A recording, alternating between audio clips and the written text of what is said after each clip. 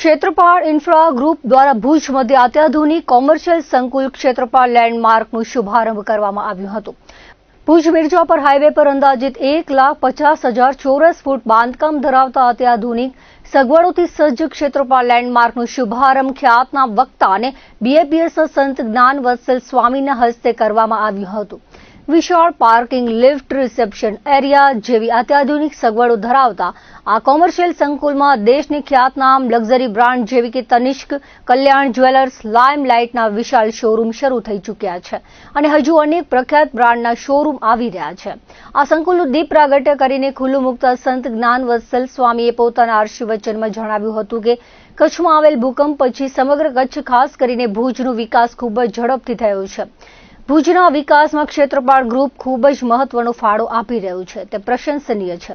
આ ગ્રુપ દ્વારા 7 જેટલા કોમર્શિયલ સંકુલો અત્યારે નિર્માણ પામી રહ્યા છે।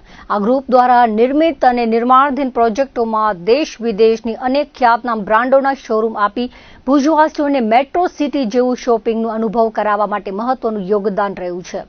આ ઉપરાંત આ ગ્રુપ પોતાની સામાજિક જવાબદારીઓ નિભાવવામાં પણ અગ્રેસર રહ્યું છે। આર્થિક, સામાજિક અને ધાર્મિક પ્રવૃત્તિઓ આ ગ્રુપ દ્વારા નિરંતર થતી રહે છે।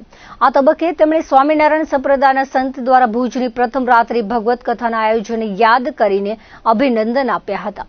ક્ષેત્રપાળ ગ્રુપ દ્વારા રહેણાંક તેમજ ઇન્ડસ્ટ્રીયલ સંકુલો પણ નિર્માણ પામી રહ્યા છે। આ તમામ સંકુલોમાં અત્યારના સમયની માંગને ધ્યાનમાં રાખીને અત્યાધુનિક સગવડો વિકસાવવામાં આવશે। ક્ષેત્રપાળ લેન્ડમાર્કમાં ગ્રાઉન્ડ ફ્લોર પર વિશાળ શોરૂમો તથા પહેલા અને બીજા માળ પર લક્ઝરી ઓફિસો ઉપલબ્ધ છે, એવું ક્ષેત્રપાળ ગ્રુપના આયોજકોએ જણાવ્યું હતું। આ અવસરે ભુજના વિવિધ સમાજના આગેવાનો, અનેક સંસ્થાઓના આગેવાનો, શુભેચ્છકો તેમજ વેપારી મિત્રો મોટી સંખ્યામાં ઉપસ્થિત રહીને શુભેચ્છાઓ પાઠવી હતી। કચ્છની ધરતી હવે માત્ર ભૌગોલિક રીતે જ નહીં પરંતુ ખગોળશાસ્ત્રની દ્રષ્ટિએ પણ નવી ઊંચાઈઓ સર કરવા જઈ રહી છે। જિલ્લાના પાટનગર ભુજ પાસે આવેલા પાલારા ખાતે ખગોળ વિજ્ઞાનના ક્ષેત્રમાં ક્રાંતિ લાવનાર 4 મહત્વાકાંક્ષી પ્રકલ્પોનું ગરિમાપૂર્ણ માહોલમાં ભૂમિપૂજન કરવામાં આવ્યું હતું। ખાબડા માર્ગ પર અદિતિ નગરની 5 એકર જમીન પર આ શૈક્ષણિક અને વૈજ્ઞાનિક સંકુલનું નિર્માણ થશે। પ્રથમ તબક્કામાં 7,000 ફૂટના બાંધકામ સાથે મહારાવ પ્રાગમલજી ત્રીજા પ્લેનેટોરિયમ હસ્તે મહારાણી પ્રીતિદેવી, ભારતના સપૂત કાકા તરીકે જાણીતા કાંતિ સેન સ્ટ્રોફ અને ચંદાબેન સ્ટ્રોફ ઓડિટોરિયમ તેમજ અત્યાધુનિક સૂર્યતારા વેધશાળાનું ખાતમુહૂર્ત કરાયું હતું। આ ઉપરાંત મુંબઈના ડોક્ટર મોહન પટેલ જ્ઞાન વિજ્ઞાન ગુરુકુલમ સહિતના પ્રકલ્પોના ભૂમિપૂજન પ્રસંગે મુખ્ય સ્પોન્સરો અને વિવિધ ક્ષેત્રના અગ્રણીઓની પ્રેરક ઉપસ્થિતિ રહી હતી। આ અવસરે મંચ ઉપર ઉપસ્થિત મુખ્ય સહયોગી દીપેશ શ્રોફ, મહારાણી પ્રીતિદેવીના પ્રતિનિધિ તેરા ઠાકોર મયુરધ્વજસિંહ, રોહા ઠાકોર કૃતાજસિંહ, કુંવર ઇન્દ્રજીતસિંહ જાડેજા, આરતી કુંવરીબા અને નીતુ કુંવરીબાનું સન્માન કરાયું હતું। સાથે જ પૂર્વ સાંસદ પુષ્પદાન ગઢવી, રવિન્દ્ર સંઘવી, જાણીતા કલાકાર હરીશ ભીમાણી, કચ્છ યુનિવર્સિટીના કુલપતિ doctor Mohan Patel, registrar doctor Anil Gor, વિજ્ઞાન ભવનના વિરલ પરમાર, ડોક્ટર ધીરેન્દ્ર મહેતા અને ભારતીય વિદ્યા ભવન મુંબઈના લલિત શાહનું પણ અભિવાદન કરાયું હતું। સવાયા કચ્છી અને વિશ્વવિખ્યાત ખગોળશાસ્ત્રી ડોક્ટર જે રાવલે આ પ્રસંગે જણાવ્યું હતું કે પાલારા ખાતે આકાર લઈ રહેલા આ પ્રકલ્પો તેમના વર્ષોના સેવેલા સપનાનું પ્રતિબિંબ છે। તેમણે આ પ્રોજેક્ટના નિર્માણથી કચ્છના યુવાનો અને બાળકોમાં વિજ્ઞાન પ્રત્યે નવી ચેતના જાગશે તેવો આશાવાદ વ્યક્ત કર્યો હતો।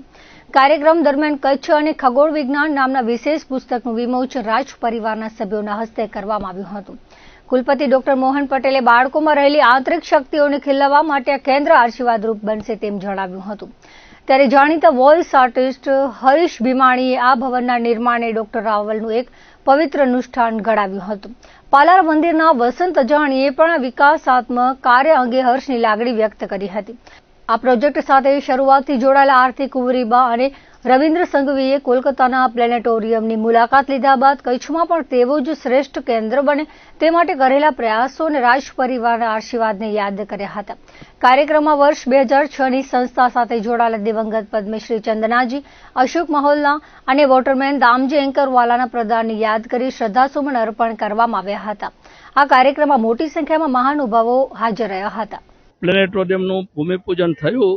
હું માનું છું કે કચ્છનું તો નંબર 1 કે ગુજરાતનું નંબર 1 બનશે, કારણ કે ડૉક્ટર જે રાવલ આની પાછળ છે। જે બહાર દેખાય છે એના કરતાં પડદા પાછળ ખૂબ કામ થયું હોય। ડૉક્ટર જે રાવલ સાહેબે આ ઉંમરે પણ એટલી જ ધગશ, યુવાનના સરમાવે એટલી ધગશથી આ કામ હાથમાં લીધું છે। પરમાત્મા એમને શક્તિ આપે, લાંબુ આયુષ્ય આપે અને આ કામને પૂર્ણ કરે. કચ્છમાં તો અનમોલ ભેટ છે. કચ્છ એક ચુંબક છે. ડાક્ટર રાવલ મૂળ તો હળવદના, રહ્યા મુંબઈ આખી જિંદગી. આપણા ત્યાંના ઓડિટ 25 વર્ષ સુધી ત્યાંના ડાયરેક્ટર રહ્યા પ્લેનેટોરિયમ મુંબઈના. પણ કચ્છ આવ્યા અને કચ્છ એમને એટલું બધું ગમી ગયું. તો કચ્છ એક ચુંબક છે, જે આવે છે કચ્છમાં રહી જાય છે અને કચ્છની ભૂમિ અને કચ્છની પ્રજા બધાનું ખૂબ સ્વાગત કરે છે અને એ વ્યક્તિ ખૂબ આનંદથી અહીંયા કામ કરે છે. આ નિમિત્તે કચ્છી પ્રજા અને સૌને ખૂબ ખૂબ શુભકામનાઓ. પ્રીતિ દેવી કે આપણે અહીંયા જગ્યા આપી સુંદર ખાવડા રોડ ઉપર, અને આ વિજ્ઞાનનો અને ખગોળ વિજ્ઞાનનો પ્રકલ્પ આગળ વધશે અને 6 મહિના પછી હું ગેરંટીથી કહું છું કે અહીંયા પ્લેનેટોરિયમ શરૂ થઈ જશે.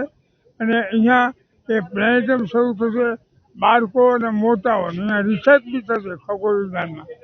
અને કે કાંતિ કાકાના અમારા ઉપર આશીર્વાદ છે, એમના દીકરા નિફેશભાઈ અને પરિવારે આ છે અમને બહુ મોટો સપોર્ટ આપ્યો છે. સાથે સાથે મુંબઈના મોહનભાઈ પટેલ એમને પણ અહીંયા જ્ઞાન વિજ્ઞાનનું ગુરુકુલમ સ્થાપવા કીધું છે. અને આપણે અહીંયા જે મશીન આવવાનું છે એ 4 કરોડ રૂપિયાનું તો મશીન આવશે અને અદ્ભુત આકાશ ઉત્પન્ન કરશે, replica of the night sky. અને એ બધું અહીંયા કરશું. અને આપણે અહીંયા છે ને એ વિજ્ઞાની અને વિજ્ઞાન, ગણિત શાસ્ત્ર અને આપણે ખગોળ વિજ્ઞાન, ભૌતિક શાસ્ત્ર એ બધાને આપણે ખૂબ જ આગળ વધારશું. અને એમાં અમારા કિરીટભાઈ કારિયા જે વિજ્ઞાન એ શિક્ષણ શાસ્ત્રી છે અને એમના પત્ની એ છે ને એ બી એમને બહુ મોટો સપોર્ટ આપ્યો છે. તો દર્શક મિત્રો, આ હતા અત્યાર સુધીના કચ્છ ઉદય ટીવી સમાચાર. ફરી મળીશું નવા સમાચારો સાથે, નવી અપડેટ સાથે. ત્યાં સુધી મને રજા આપશો. નમસ્કાર.